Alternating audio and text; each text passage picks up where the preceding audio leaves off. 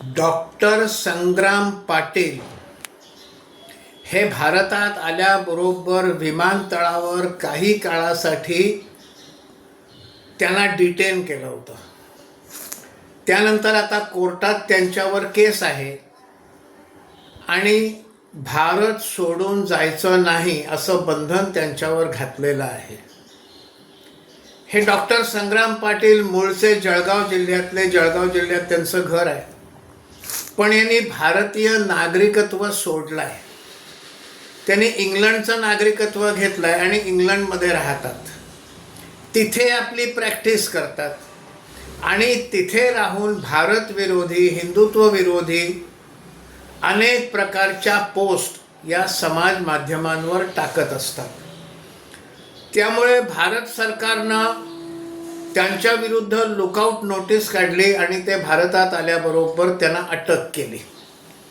त्यांना अटक केल्याबरोबर सगळे पुरोगामी, स्वतःला लोकशाहीचे संरक्षक म्हणवणारे लोक हे त्यांच्या समर्थनार्थ उभे राहिले.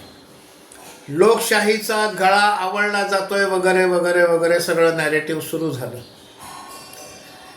संग्राम पाटील देखील माझी मुलं मला पकडल्यामुळे आक्रोश करतायत असं म्हणालेले आहेत आणि मला ज्या काही कामं करायची आहेत त्यासाठी इंग्लंडमध्ये राहून इंग्लंडचं नागरिकत्व घेऊन ती कामं करणं हे मला सोयीचं जातं, म्हणून मी इंग्लंडचं नागरिकत्व घेतलेलं आहे.